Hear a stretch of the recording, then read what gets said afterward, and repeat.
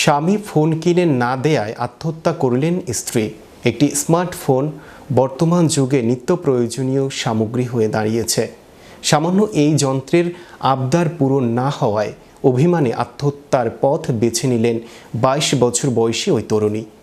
আর এই হৃদয় বিদারক ঘটনাটি ঘটেছে ভারতের গুজরাটের আরাবল্লী জেলায়। বিস্তারিত থাকছে ডেস্ক রিপোর্টে। স্বামী ফোন কিনে না দেয়ায় আত্মহত্যা করলেন স্ত্রী। একটি স্মার্টফোন বর্তমান যুগে নিত্য প্রয়োজনীয় সামগ্রী হয়ে দাঁড়িয়েছে। সামান্য এই যন্ত্রের আবদার পূরণ না হয় অভিমানে আত্মহত্যার পথ বেছে নিলেন 22 বছর বয়সী ওই তরুণী। আর এই হৃদয় বিদারক ঘটনাটি ঘটেছে ভারতের গুজরাটের আরাবল্লী জেলায়। নিহত গৃহবধূর নাম উর্মিলা খানান রিজান।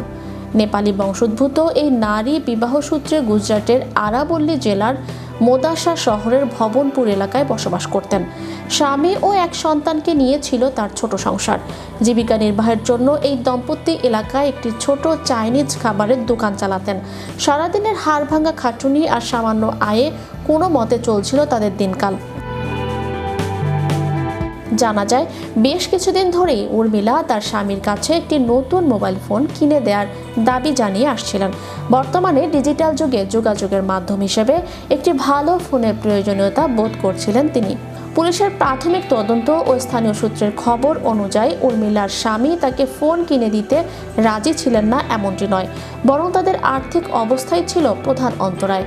দোকানের আয় দিয়ে সংসার চালানো এবং সন্তানের ভবিষ্যতে সংস্থান করার পর একটি নতুন স্মার্টফোন কেনার মতো অতিরিক্ত অর্থ সঞ্চয় করা তাদের পক্ষে কঠিন ছিল। স্বামী বারবার তাকে আর্থিক অসচ্ছলতার কথা বুঝিয়ে বলার চেষ্টা করেন এবং আপাতত ফোন কেনা সম্ভব নয় বলে জানান। কিন্তু দীর্ঘদিনের জমানো ইচ্ছা পূরণ না হওয়ায় উর্মিলার মধ্যে ক্ষোভ বাড়তে থাকে।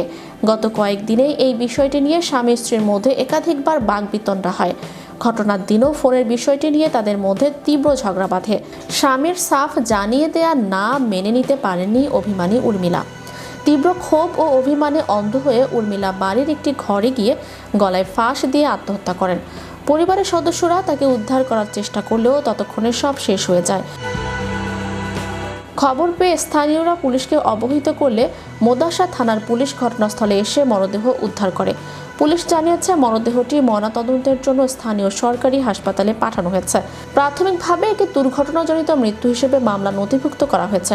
তবে এই আত্মহত্যার পেছনে অন্য কোনো পারিবারিক কলহ বা প্ররোচনা ছিল কিনা তা খতিয়ে দেখতে বিস্তারিত তদন্ত শুরু করেছে police. Channel Europe international desk.